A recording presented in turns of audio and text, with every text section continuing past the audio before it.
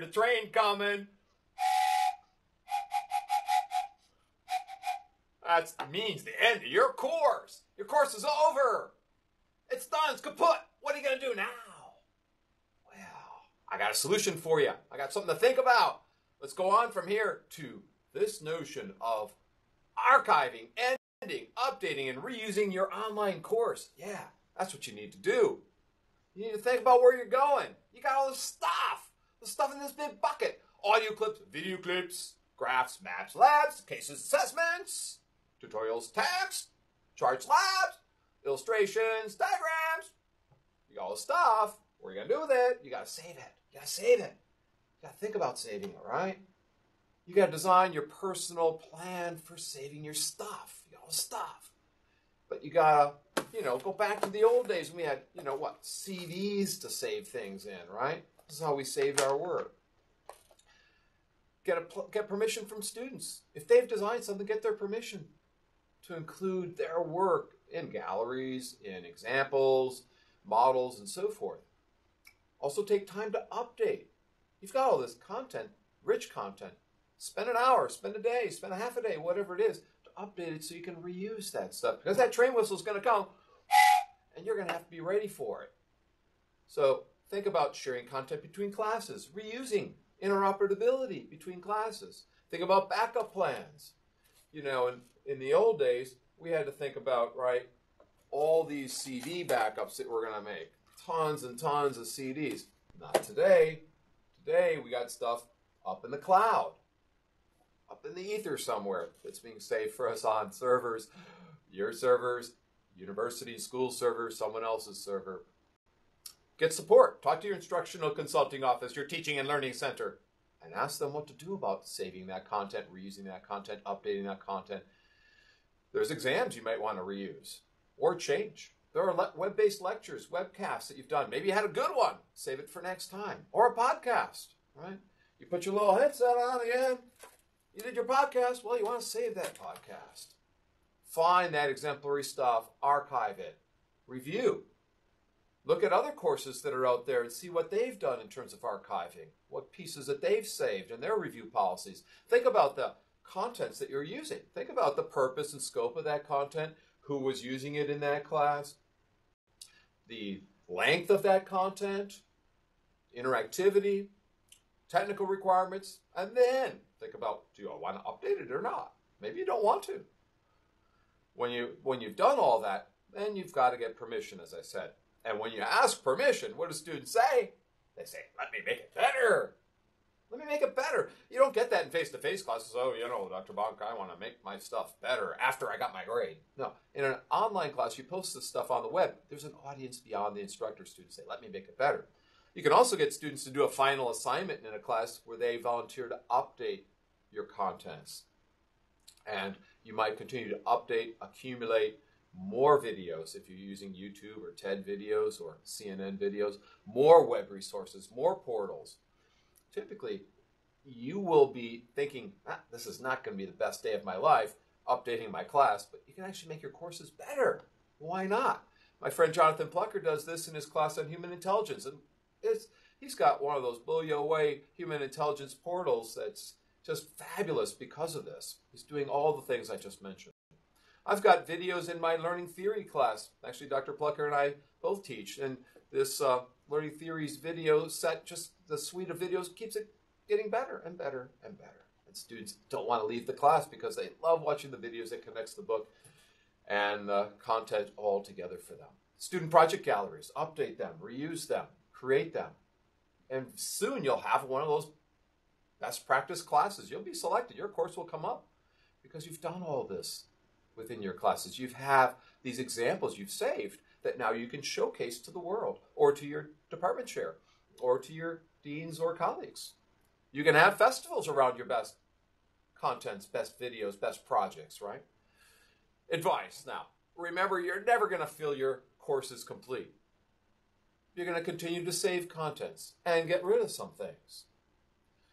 You might need to spend a little bit of money. Maybe you have a small pot of money, $100, $200, $300, or $50 to hire a grad student, undergrad student to look through the contents. Or maybe you make it a final project, optional final project for students to search through your supplemental resources and give you feedbacks on what's there and flag things. You can flag things. Flag things. And look for ideas, new articles, new materials, new assignments that you can then use next time around, right? File that in a way, in a little file somewhere that you can keep track of. Look at what worked for you. What worked for you, and then make plans to use it next time and what didn't work. And talk to students maybe about what worked and what didn't work, and make plans for next time you teach that class. Do some kind of formative or summative evaluations of your course content.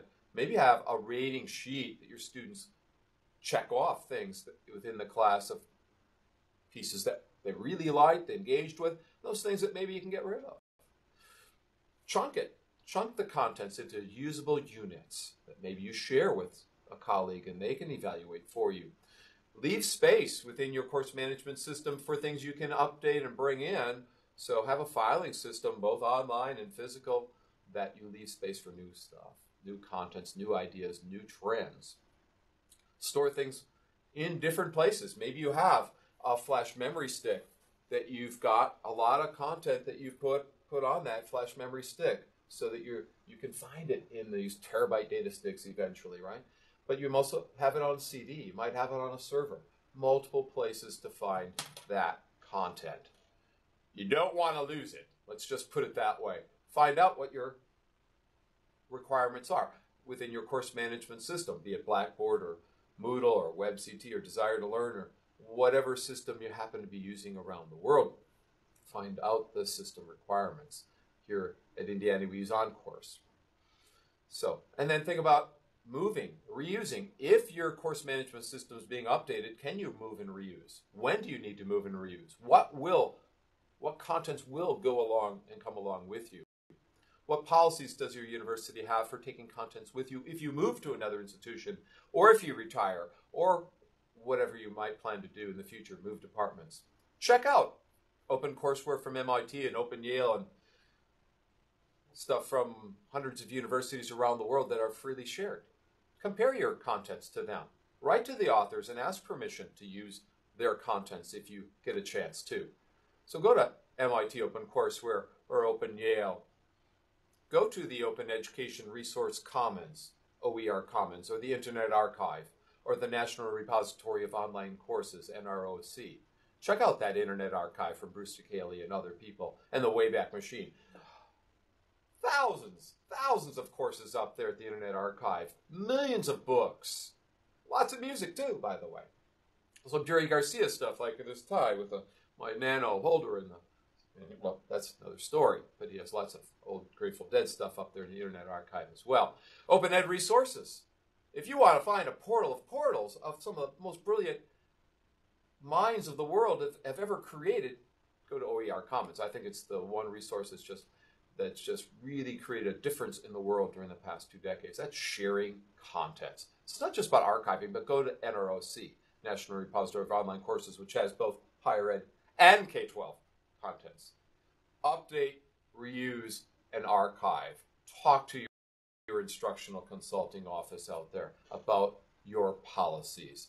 See if it's still being done on CD, if it is, or are you saving on flash memory sticks, right? Are you storing on a server or multiple people's server? That train is going to come calling for you. And you've got to be able to listen to the whistle, think about your class. Where are you going with this class? What's happening next with your contents, with your course? Talk to other people. This doesn't have to be a sad day in your life to be updating, archiving, and ending a course. Students get sad when you end. But it can be a chance of renewal, an opportunity for reflection and professional development. It might be the best day of your life. So take off with this archiving, updating, and reusing. Talk to instructional consulting. Talk to people you know. Believe me, it'll make a difference in the world because your course will be better. Good luck.